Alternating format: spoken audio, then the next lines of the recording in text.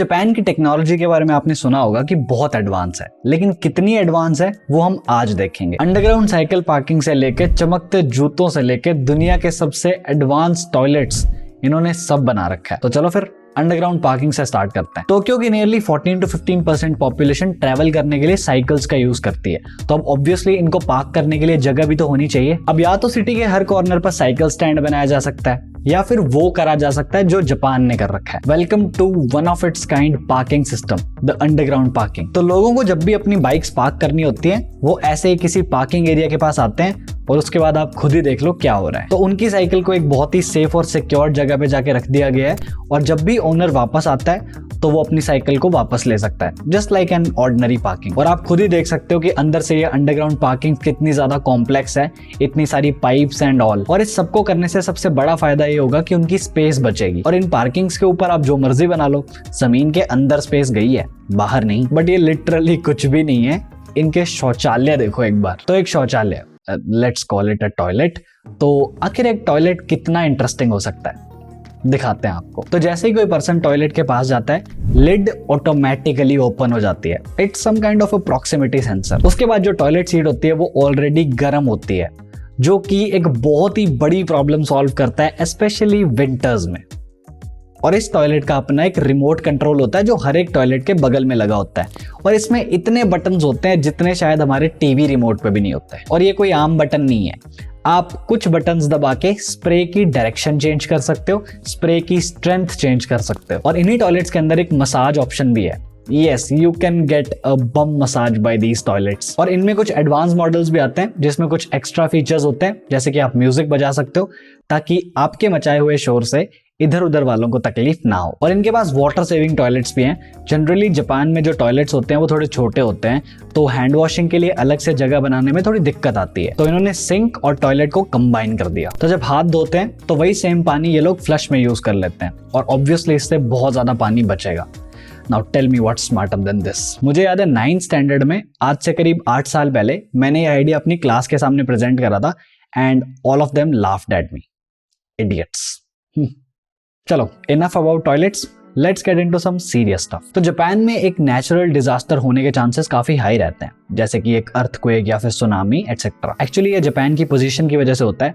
ये एक ऐसे ही एरिया में लाई करता है जहाँ पे अर्थक्वेक आने के चांसेस हाई रहते हैं। तो अब अगर एक नेचुरल डिजास्टर के चांसेस इतने हाई रहते हैं, तो जापान ने डिजास्टर से होने वाले डैमेज को कम करने के लिए टेक्नोलॉजी को बहुत अच्छे से यूज करा है। तो 2007 के बाद से स्मार्टफोन्स के अंदर कुछ ऐसा एक वार्निंग सिस्टम आने लगा है जो कि एक अलार्म रिंग कर देता है एक अर्थक्वेक आने से पहले। ये सिस्टम एक अलर्ट जनरेट करता है अर्थक्वेक से पहले होने वाली हलचल के बेसिस पे। और इन्होंने अपनी कुछ इमरजेंसी रिस्पॉन्स एप्स भी बना रखी हैं जिससे कि ये फ्रेंड्स और फैमिली को नोटिफाई कर सके। पर ये तैयारी तो हुई डिजास्टर से पहले की, लेकिन उसके बाद होने वाले डैमेज को काउंटर करने के लिए भी इनके पास बहुत कुछ है। तो जापान के पास अपना एक ड्रोन सिस्टम है जिसको ये लोग थर्ड आई ड्रोन सिस्टम बुलाते हैं। इनके ड्रोन्स कुछ थर्मल इंफ्रारेड टेक की हेल्प से लोकेशन और कंडीशन देख सकते हैं जिसको भी हेल्प की नीड है। और फिर ये एसेंशियल इन्फॉर्मेशन रेस्क्यू अथॉरिटीज को शेयर कर दी जाती है ताकि मदद जल्दी से जल्दी पहुंचाई जा सके। इवन कुछ रोबोट्स तो ऐसे भी हैं जो रेस्क्यू भी कर सकते हैं अगर ह्यूमंस के लिए पॉसिबल नहीं है तो। इनको कहा जाता है क्विंस। और ये रोबोट्स डेंजरस साइट्स पे जाके इन्वेस्टिगेट कर सकते हैं ताकि ह्यूमंस को ना करना पड़े। Now convince me that Japan will not have their own iron man in the near future. तो ये सब देख के आपको पता लग गया होगा जापान ऑटोमेशन से कितना प्यार करता है।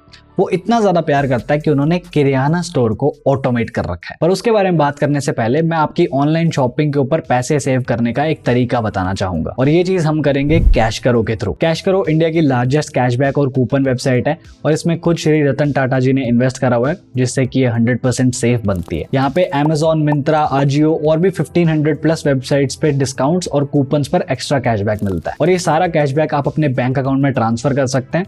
और मुझे खुद को कैश करो को यूज करते को 2 साल हो गए हैं, तो कुछ वजह तो होगी कि मैं इसको इतने लंबे टाइम से यूज कर रहा हूँ। ऐप को यूज करना बहुत ही सिंपल है। डिस्क्रिप्शन में दिए गए लिंक से आप ऐप को डाउनलोड कर सकते हो या फिर आप प्ले स्टोर या ऐप स्टोर से भी एप्लीकेशन को डाउनलोड करके पीडिया 25 कोड अगर आप यूज करोगे तो आपको 25 रुपीज का साइन अप बोनस भी मिलेगा। अब जिस रिटेलर से आपको शॉपिंग करनी है उसका नाम सर्च करो और एक्टिवेट कैशबैक बटन पे क्लिक कर दो। अब कैश करो आपको उसकी वेबसाइट पे ले जाएगा। उसके बाद आप जैसे नॉर्मल शॉपिंग करते हो वैसे ही करो और पेमेंट मेथड कोई भी चलेगा। उसके बाद आपका कैशबैक कैश करोगे माई अर्निंग सेक्शन के अंदर ट्रैक हो जाएगा। इस कैशबैक को आप बैंक अकाउंट में ट्रांसफर कर लो या फिर आप Amazon फ्लिपकार्ट का वाउचर ले लो और इन्हीं पैसों से जापान वापस चले। अब जैसे इंडिया में हर गली के बाहर एक किराना स्टोर होता है, जापान में ऐसा नहीं है। वहां पे वेंडिंग मशीन्स होती हैं, बेसिकली आप कह सकते हैं सामान का ATM। पूरे जापान में करीब 5 से 6 मिलियन वेंडिंग मशीन्स हैं और ये एक साल में करीब $60 बिलियन की सेल्स करती हैं। इस मशीन से आप जो मर्जी चाहो वो ले सकते हो, soft drinks, candy, soup, cigarettes, beer, जो भी। और हर एक आइटम के लिए अलग अलग वेंडिंग मशीन है। जैसे कपड़ों के लिए वेंडिंग मशीन अलग है, खाने के लिए अलग है, पीने के सामान के लिए अलग है, टॉयज के लिए अलग है। और ऐसा नहीं है कि ये बहुत दूर दूर है, ये हर गली के कॉर्नर पे लगी हुई है। और जिन्होंने शिनचैन डोरेमोन देखा हुआ है उनको ये बहुत अच्छे से समझ आ रहा होगा। और इन वेंडिंग मशीन्स को आप देख के ये समझ सकते हो कि जापान के लोग कन्वीनियंस को बहुत ज्यादा वैल्यू करते हैं। और ऐसा कुछ अगर इंडिया में लगा दिया तो यहाँ पे लोग ATM उखाड़ के ले जाते हैं, ये तो फिर भी वेंडिंग मशीन है, इसको कौन छोड़ेगा। खैर, हम खाने पीने की बात कर ही रहे हैं तो एक बार इनका हेल्थ सिस्टम देख लेते हैं। तो जनरली अगर हमारे घर में किसी को डाइट अफेक्टेड प्रॉब्लम्स होती है तो उनका बहुत ध्यान रखना पड़ता है कि वो कितनी कैलोरीज खा रहे हैं, वो किस तरीके का खाना खा रहे हैं, एटसेट्रा एटसेट्रा। और जनरली ये चीज सबको नहीं पता होती कि हर चीज में कितनी कैलोरीज है। तो इसीलिए जापान में लोग एक डिवाइस का यूज करते हैं जिसमें कि अगर आप अपना खाना रखोगे तो वो आपको बता देगा कि इसमें कितनी कैलोरीज है। अब ये एडवांस इसलिए है क्योंकि जनरली जो कैलोरी स्कैनर्स होते हैं वो 2 से 3 मिनट्स लेते हैं, लेकिन ये सिर्फ 10 सेकंड लेता है। और सबसे अच्छी चीज ये है कि ये जो स्कैनर है ये क्लाउड से कनेक्टेड होता है और उसके बाद ये यूजर को रिकमेंडेशंस भी देता है कि आपको ये खाना चाहिए। और ये फोन में एक ऐप से कनेक्टेड होता है जिसमें यूजर अपना सारा डेटा और सारी हेल्थ रिपोर्ट्स वगैरह देख सकता है। चलो खाने से हटके इंडस्ट्रीज पे आते हैं। वैसे AI की वजह से कितनी सारी जॉब्स जा रही हैं ये हमें ऑलरेडी पता है, लेकिन आपने ऐसा कुछ नहीं देखा हो। फैक्ट्री में जो एक लेबरर होता है जो सामान को उठा के इधर उधर करता है, तो अब क्योंकि वो एक ह्यूमन है तो बाय द टाइम उसकी एफिशिएंसी कम हो जाएगी, उससे इतना फुर्ती से काम नहीं होगा। तो जापान ने कहा ठीक है, बना लेते हैं कुछ। तो एक जापानीज कंपनी जिसका नाम है ओमरॉन, तो इन्होंने एक AI बेस्ड रोबोट बनाया जो कि फैक्ट्री में काम कर सकता है। अब इसमें नया क्या है, एक्चुअली ये थोड़ा सा डिफरेंट है। अब ये रोबोट जैसे जैसे फैक्ट्री में घूमता है तो ये फैक्ट्री को स्कैन करता रहता है, जिससे कि इसको सारे एनवायरनमेंट का आइडिया लग जाता है कि फैक्ट्री में कौन सा रास्ता कहाँ पे जाता है, मतलब पूरा एक मैप बना लेता है। और इसकी बॉडी पे बहुत सारे सेंसर्स भी लगे हैं जिससे कि ये अनएक्सपेक्टेड ऑब्जेक्ट्स को पहले ही डिटेक्ट भी कर लेता है। इसकी रफ्तार है 1.8 मीटर पर सेकेंड और ये एक बार में 130 kgs तक का वेट उठा सकता है। अब ऑब्वियसली जितना ज्यादा वेट होगा उतनी रफ्तार कम होगी, पर अब आप खुद सोचो अगर एक रोबोट इतना एफिशिएंट है तो 50 कितने होंगे। और ऐसा नहीं है कि ये पर्टिकुलर रोबोट सिर्फ जापान में यूज हो रहे हैं, साउथ कोरिया के एक एयरपोर्ट पे भी ये रोबोट यूज होते हैं जिसमें वो लोगों को डिशेस सर्व करते हैं। पर ये सब ठीक है, आपने पेट रोबोट्स के बारे में सुना होगा, लेकिन पेट प्लस रोबोट प्लस एक कुशन, ये थोड़ा सा एडवांस कॉन्सेप्ट हो गया। तो ऐसा आप में से काफी लोगों के साथ हुआ होगा कि आपको एक पेट चाहिए लेकिन मम्मी ने मना कर दिया कि नहीं लाना। पॉटी तू साफ करेगा क्या?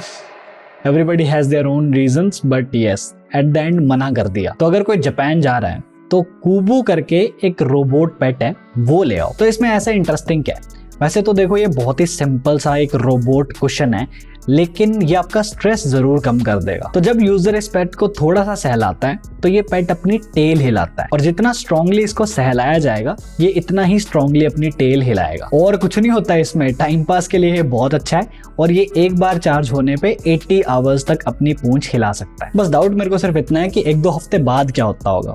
मेरे ख्याल से तो ये भी किसी कोने में पड़ा धूल खाता रहेगा, बिल्कुल वैसे ही जैसे आपका अपनी गर्लफ्रेंड को दिया हुआ टेडी बियर खा रहा है। सॉरी। अब थोड़ा फैशन इंडस्ट्री भी देख लेते हैं।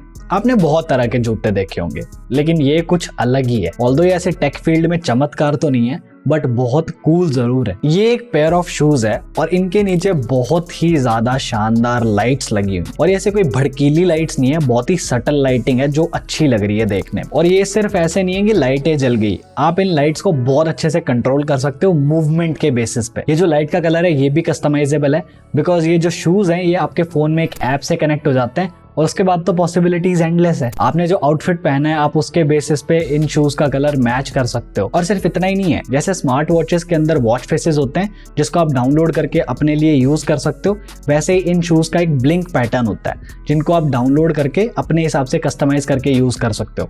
How cool is that. और इसके अंदर आप हर स्टेप पे अपनी मर्जी का साउंड इफेक्ट भी बजा सकते हो और ये साउंड इफेक्ट कंप्लीटली कस्टमाइजेबल है और बाकियों के लिए इरिटेटिंग भी।